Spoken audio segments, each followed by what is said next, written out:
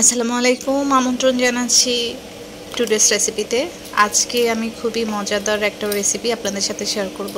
যেই রেসিপিটা আমাদের প্রিয় নবী হযরত মুহাম্মদ সাল্লাল্লাহু আলাইহি সাল্লামের অনেক বেশি পছন্দের খাবার। ওনার উম্মত হিসেবে আমাদেরও কম বেশি সবাই আমরা লাউ খেতে কিন্তু পছন্দ করি।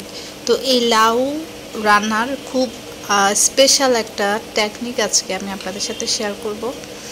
তো লাউ কেনার ক্ষেত্রে অবশ্যই আপনারা কচি লাউ দেখে কিনবেন। সেক্ষেত্রে লাউ রান্নার ক্ষেত্রে রান্নার টেস্টটা অনেক গুণ বেড়ে যায়। তো আমি এখানে একটা কচি লাউ নিয়েছি আর আমি দাঁড়িয়ে দাঁড়িয়ে কেটে নিচ্ছি। আপনারা চাইলে এভাবে কেটে নিতে পারেন অথবা আগে থেকে প্রিপারেশন করে নিতে পারেন। এক এক করে আমি সবগুলো লাউ কেটে নিয়ে একটি পাত্রের মধ্যে নিয়ে নিলাম। এখন এগুলোকে ধুয়ে নেব। আর এই পাশে আমি পেঁয়াজ কেটে নিচ্ছি। আমি সব কাজ মোটামুটি দাঁড়িয়ে করতে পারি আর আমার দাঁড়িয়ে কাজ করতে অনেক বেশি ভালো লাগে। তো এভাবে পেঁয়াজের খোসা ছাড়িয়ে নিচ্ছি। এবার আমরা পেঁয়াজগুলো এক এক করে কেটে নেব। তবে অবশ্যই সাবধান, হাত কেটে যাওয়ার চান্সেস থাকবে।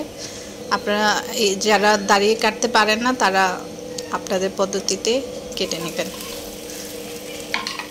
এখন আমি একটি হাঁড়িতে তেল পরিমাণ মতো দিয়ে পেঁয়াজগুলো দিয়ে দিলাম।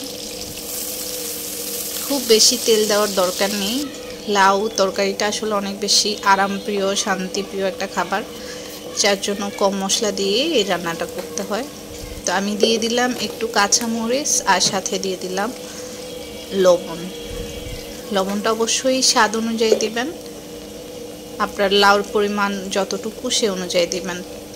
আর আমি হলুদের গুঁড়ো দিয়ে দিচ্ছি আর দিয়ে দিলাম গোলমরিচের গুঁড়ো। এটাই হচ্ছে লাউ রান্নার স্পেশাল মশলা।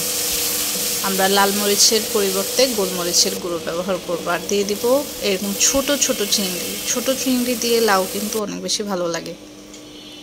আমরা অনেক সময় বড় চিংড়ি দিয়ে লাউ রান্না করি, সেই ক্ষেত্রে লাউ অতটা মজা লাগে না।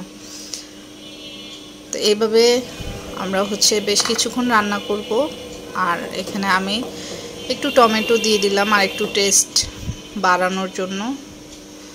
এরকম রান্না করতে করতে একটা পর্যায়ে দেখব লাউ হয়ে গিয়েছে।